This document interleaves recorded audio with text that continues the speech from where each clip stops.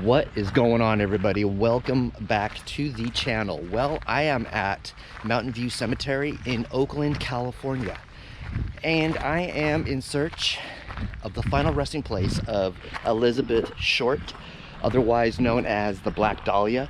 There have been books and movies made, and this is quite the interesting little murder mystery tale. So let's go check it out.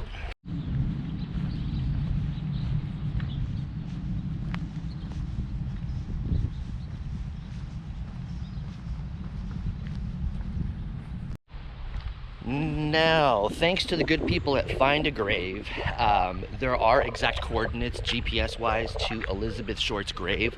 Sometimes on Find a Grave, you'll get the coordinates and run them, and sometimes, not all the time, but sometimes they'll just bring you as far as the front gate of the cemetery and say you've arrived, and not bring you to the exact location. Well, in this case, the exact location is on the Find a Grave app in the coordinates.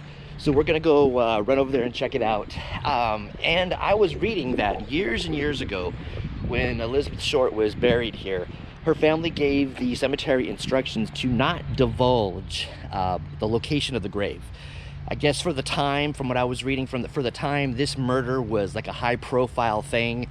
And, you know, my guess is I'm sure they didn't want the gravesite to become some kind of circus. So that was the wishes of the family. So I got them on my GPS right now, so let's go.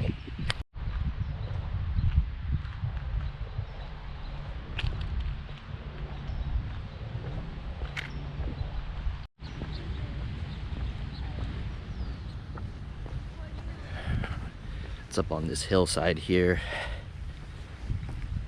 It says 100 feet on the left. The grave will be there, so let's go see if these coordinates are 100% perfect. And yes, here there's a lot of uphill walking. My cell phone on my GPS, it says left turn. I know she's on a hillside here. I know that much.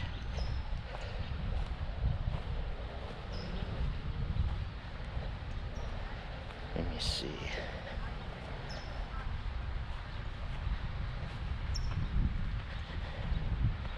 Oh, and here we go. Elizabeth Short, it says daughter, July 29th, 1924 to January 15th, 1947. And let's get into a little bit about what happened on that day in 1947.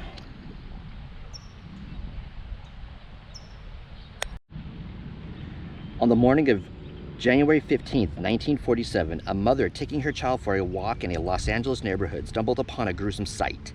The body of a young naked woman sliced clean in half at the waist. The body was just a few feet from the sidewalk and posed in such a way that the mother reportedly thought it was a mannequin at first glance. Despite the extensive mutilation and cuts on the body, there wasn't a drop of blood at the scene, indicating that the young woman had been killed elsewhere. The ensuing investigation was led by the LA Police Department.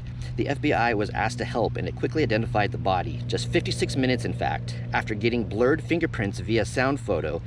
Sound photo was a primitive fax machine used by news services at the time, from Los Angeles. The young woman turned out to be a 22-year-old Hollywood hopeful named Elizabeth Short, later dubbed the Black Dahlia by the press for her rumored penchant for sheer black clothes and for the Blue Dahlia movie out at the time. Short's prints actually appeared twice in the FBI's massive collection. More than 100 million were on file at the time. First, because she had applied for a job as a clerk at the commissary of the Army's Camp Cook in California in 1943. Second, because she had been arrested by the Santa Barbara Police Department for underage drinking 7 months later. The Bureau also had her mugshot in its files and provided it to the press. In support of LA police, the FBI ran records checks on potential suspects and conducted interviews across the nation. Based on early suspicions that the murderer may have had skills in dissection because the body was so cleanly cut, agents were also asked to check out a group of students at the University of Southern California Medical School. And in tantalizing potential break in the case, the Bureau searched for a match to the fingerprints found on an anonymous letter that may have been sent to the authorities by the killer. But the prints were not in the FBI files. Who killed Elizabeth Short and why? It's something that still to this day has not been answered, and the killer still has not been found to this day. So this story will continue, and who knows, maybe someday there may be a break in the case at some point. Stranger things have happened in the world, you know? Like people still visit though. People visit and leave flowers. Looks like somebody painted a rock here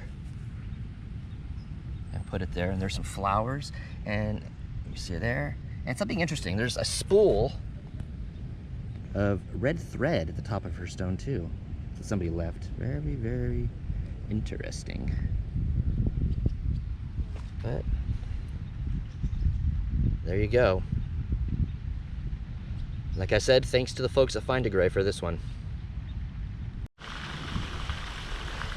Interesting story. That was crazy about being that she was cut in half with like what it sounded like medical precision, and there was no blood at the scene, or it didn't sound like even in the body.